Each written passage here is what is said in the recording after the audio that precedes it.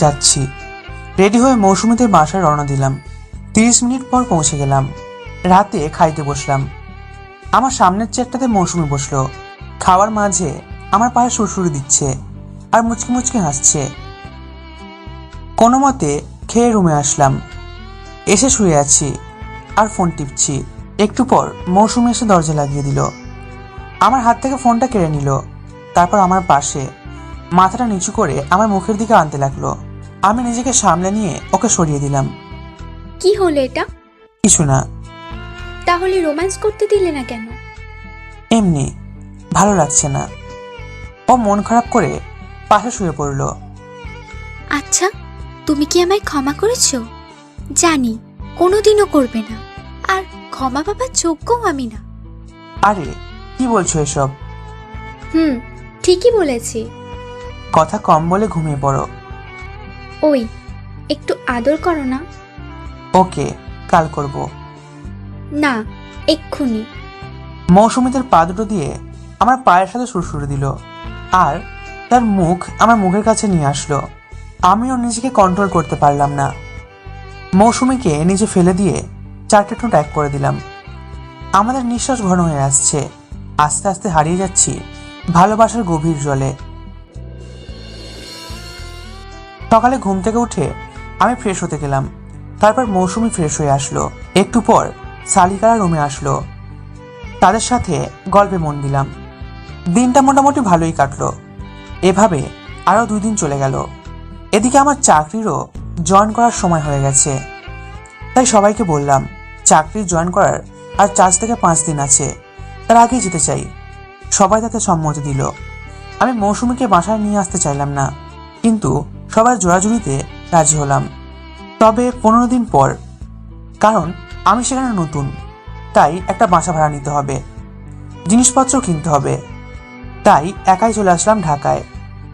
ঢাকায় আসার পর শামীম ভাইয়ের খালাতো ভাই আসিফের বাসায় উঠলাম। পরদিন বাসা ভাড়া নিলাম। বাসার জন্য কিছু দৈনন্দিন ব্যবহারিক জিনিস কিনলাম। সব মিলিয়ে প্রায় 20,000 টাকার মতো লাগলো। সারাদিন সবকিছু গোছালাম। আমাকে আসিফ ভাইও অনেক হেল্প করলো। সারাদিন খাটাখাটনি করে শরীরটা ক্লান্ত লাগছে, তাই একটু শুয়ে বিশ্রাম নিলাম। রাতে তো খাওয়া লাগবে, কিন্তু এখন রান্না করতে মন চাচ্ছে না, তাই বাইরে থেকে খাবার নিয়ে এলাম আর খাওয়া দাওয়া করে শুয়ে পড়লাম। পরের দিন অফিসে জয়েন করলাম। এদিকে আমার অফিসও ঠিকঠাক চলছে। এইভাবে 15 দিন চলে গেল। কাল শুক্রবার, অফিস বন্ধ, তাই আজ বাসায় যাওয়ার জন্য রওনা দিলাম। কারণ মৌসুমীকে নিয়ে আসতে হবে।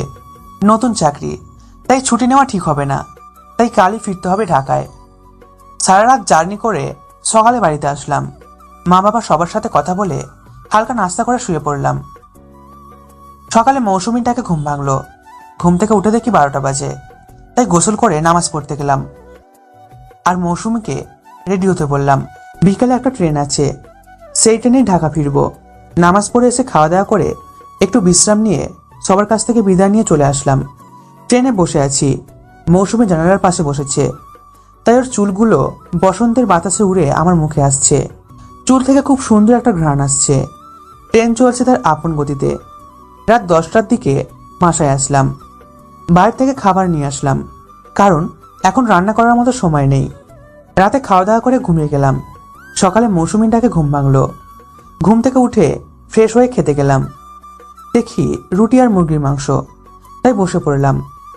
খাবারটা মুখে নিতেই দেখি তরকারিতে লবণ নেই। মেজাজটাই খারাপ হয়ে গেল। তরকারিটাও ঠিকমতো রান্না করতে পারো না? না খেয়েই উঠে পড়লাম। আচ্ছা, তুমি একটু বসো, আমি ডিম ভেজে আনছি। থাক, তার আর দরকার নেই। এটা বলেই আমি অফিসে চলে আসলাম। এদিকে মৌসুমীর নিজের ওপরে খুব রাগ হচ্ছে। আমি অফিসে কাজ করছি, বারবার মৌসুমী ফোন দিচ্ছে। কয়েকবার ফোন দেওয়ার পর আমি ফোনটা রিসিভ করলাম। কি সমস্যা, এত ফোন দিচ্ছ কেন? তুমি কিছু খেয়েছো? এটা বলার জন্য ফোন দিতে হয়? আর না খেয়ে কি থাকবো নাকি আমি? রাখো, বাই। ফোনটা কেটে দিলাম আর ভাবতে লাগলাম ওকে কিভাবে অবহেলা করা যায়। এদিকে মৌসুমী মন খারাপ করে বসে আছে আর ভাবছে, আমি না হয় ভুল করেছি, তাই বলে এভাবে বলবে? আর জানলেও না আমি খেয়েছি কিনা। অফিস ছুটির পর বাসায় ফিরলাম, সাথে 1 প্যাকেট সিগারেট নিয়ে। বাসায় আসার পর শুয়ে আছি আর সিগারেট খাচ্ছি। মৌসুমী তার কাজ শেষ করে রুমে এসে আমার সিগারেট খাওয়া দেখছে, কিছু বলছে না। কি হলো, ওভাবে তাকিয়ে আছে কেন? কিছু বলবে? এসব কি, সিগারেট কেন? সেটা আমার ব্যক্তিগত ব্যাপার। আর শোন, তোকে বিয়ে করেছি প্রতিশোধ নেওয়ার জন্য। তুই তো চিনিস শুধুমাত্র টাকা। বাসায় সবার সামনে ভালো ব্যবহার করেছি বলে মনে করিস না আমি সব ভুলে গেছি। তোকে ক্ষমা করে দিয়েছি। তুই একটা স্বার্থপর, বেঈমান। মৌসুমী কি বলবে? ওর বলার মতো তো কোনো ভাষাই নেই। আমি আবার সিগারেট খাওয়ায় মন দিলাম। এভাবে কয়েকটা দিন কেটে গেল। আমি এখন মৌসুমীকে নানাভাবে কথা শোনাই। একদিন আমি শুয়ে আছি, মনটা ভালো না। অফিসে একটা কাজ ভুল করার জন্য বসের কাছে অনেক বকা খেয়েছি। এর মাঝে মৌসুমী আসলো, আমার কাছে এসে আমাকে বলল, খাবার বাড়ছি, খেয়ে নাও। ক্ষুধা নেই, আপনি খান। তাহলে আমিও খাবো না, আমারও ক্ষুধা নেই। এটা বলেই পাশে শুয়ে পড়ল। একটা সিগারেট ধরালাম। সিগারেটের ধোঁয়া সহ্য করতে না পেরে মৌসুমী কেসে উঠল। এইগুলো কি না খেলে হয় না? চুপ কর, একটাও কথা বলবি না। মৌসুমী চুপ করে রইল। আমিও ঘুমিয়ে গেলাম। সকালে মৌসুমীর ডাকে ঘুম ভাঙলো। ঘুম থেকে উঠে দেখি মৌসুমী চা হাতে দাঁড়িয়ে আছে। আজ শুক্রবার, একটু ঘুমাতে দিবা না নাকি? চাটা হাতে নিয়ে ওর দিকে ছুঁড়ে মারলাম। ওর হাতে গিয়ে পড়লো চাটা। মৌসুমী চোখে পানি নিয়ে আমার দিকে তাকিয়ে রইল। এটা আমি কি করলাম রাগের মাথায়? তাই খাট থেকে উঠে ওর হাত ধরলাম। দেখি অনেকখানি লাল হয়ে গেছে। সরি, বুঝতে পারিনি। দাঁড়াও, মলম নিয়ে আসছে এক্ষুনি। দৌড়ে ডাক্তারের কাছ থেকে মলম নিয়ে এসে ওর হাতে লাগিয়ে দিলাম। এদিকে মৌসুমী মনে মনে বলছে, হারামি শয়তান, হাতটা ইচ্ছা করে পুড়িয়ে দিয়ে এখন আবার আদর দেখাচ্ছে। রাতে খাবার খাওয়ার পর মৌসুমী আমাকে বলল, একটা কথা বলবো? বলো। আসলে তোমার হাতে একটু খেতে ইচ্ছা করছে, খাইয়ে দেবে? আমি কেন জানি সব ভুলে ওকে খাইয়ে দিতে লাগলাম। আর মৌসুমী আনন্দে চোখের পানি ফেলছে। এইভাবে চোখের পানি ফেললে কিন্তু আমি আর খাইয়ে দিব না। আচ্ছা, আর ফেলবো না। বাচ্চাদের মতো করে বলল কথাটা। আমার খুব হাসি পেল, কিন্তু হাসলাম না, জোর করে চেপে রাখলাম। এভাবেই চলছে আমাদের জীবন। অবহেলা ভালোবাসা দুটাকে নিয়েই। যাকে ভালোবাসা যায় তাকে অবহেলা করতে কষ্ট হয়। 1 মাস পর, জানো, আমার না এখন কেমন যেন লাগে, খেতে পারি না, মাথা ঘোরে। তাহলে একটা মাথা ব্যথা ট্যাবলেট খেয়ে নাও। বলেই মন খারাপ করে রান্নাঘরে চলে গেল। একটু পর রান্নাঘর থেকে কারো পড়ে যাওয়ার আওয়াজ পেলাম। দৌড়ে গিয়ে দেখি মৌসুমী পড়ে আছে অজ্ঞান হয়ে। আমি ওকে তুলে নিয়ে একটা সিএনজি করে হসপিটালে নিয়ে আসলাম। ডাক্তার তাকে দেখছে, আমি বাইরে অপেক্ষা করছি। একটু পর ডাক্তার এসে বলল, খুশির সংবাদ, আপনি বাবা হতে চলেছেন। সত্যি? আমি রুমে গেলাম মৌসুমীর কাছে। আমাকে দেখে লজ্জায় লাল হয়ে মৌসুমী অন্যদিকে মুখ ঘোরালো। হয়েছে, আর লজ্জা পেতে হবে না, তুমি থাকো, আমি মিষ্টি আনছি। মিষ্টি এনে সবাইকে দিলাম, হাসপাতালের ডাক্তার, নার্স, আরো অনেককে। আজ আমি অনেক খুশি। মনের অজান্তে খুশিতে চোখের পানি চলে আসলো। এই, তুমি কাঁদছো কেন? কই, আজ আমি অনেক খুশি। জানো, তুমি আমাকে আজ সব থেকে বড় উপহারটা দিলে। হয়েছে, আমি তো খারাপ, ভুল করেছি বলে মাফ করো না, অবহেলা করো, কষ্ট দাও। আজ থেকে মাফ করে দিলাম, আর কষ্ট দিব না, এই তোমাকে ছুঁয়ে বলছি। এইভাবে কিছুদিন কেটে গেল। এখন আমি মৌসুমীকে একটু বেশি কেয়ার করি, ওর কাজে সবসময় হেল্প করি। তবে ভারী কাজগুলো আমি করি, ওকে করতে দিই না। রাতে দুইজন শুয়ে আছি। মৌসুমী আমার বুকে মাথা রেখে শুয়ে আছে, আর বলছে, আচ্ছা, আমাদের বেবি তো কেবল 2 মাস। আমার তো অসুবিধা নেই, আমি তো এসব করতে পারবো।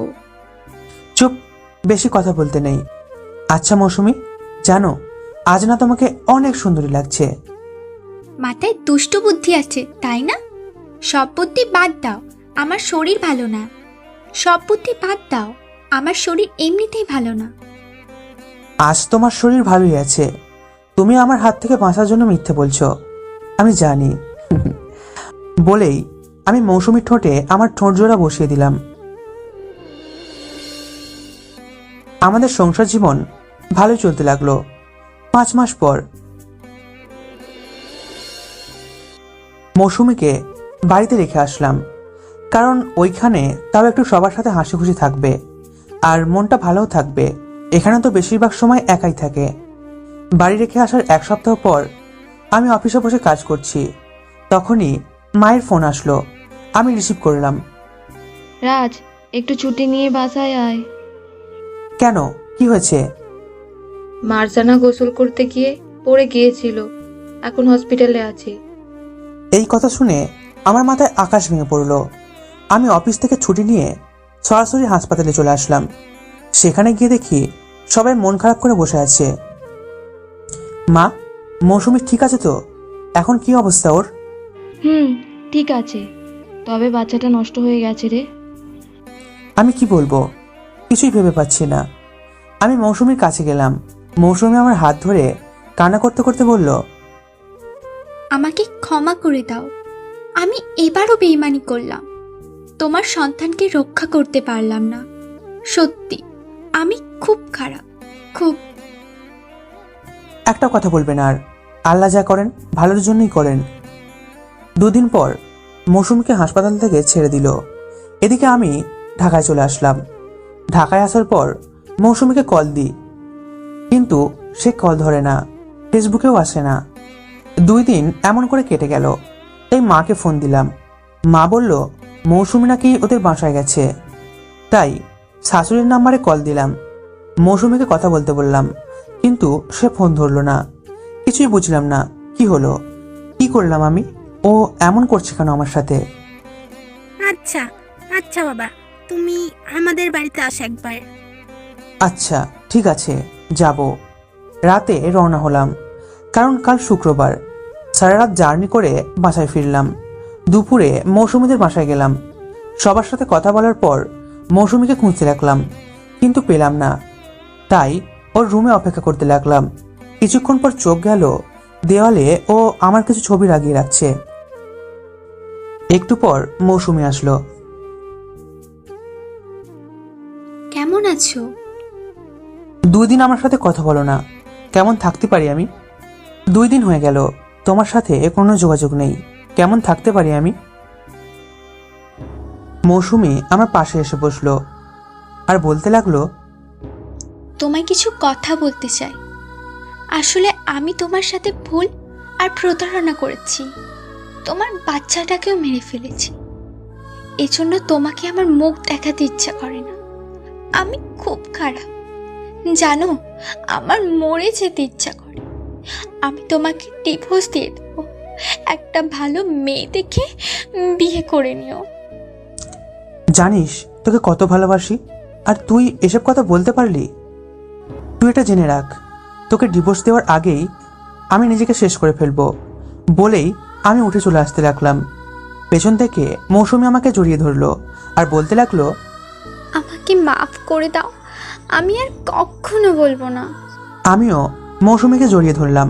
মৌসুমী চোখের পানি ফেলছে, আমারও চোখে পানি চলে আসলো। হয়তো এটাই ভালোবাসার কান্না, হয়তো এটাই কাছে আসার কান্না, নতুন করে বাঁচার কান্না। সব কান্না দুঃখের হয় না, কিছু কান্না খুশিরও হয়। এভাবে চলুক না আমাদের অবুঝ ভালোবাসা।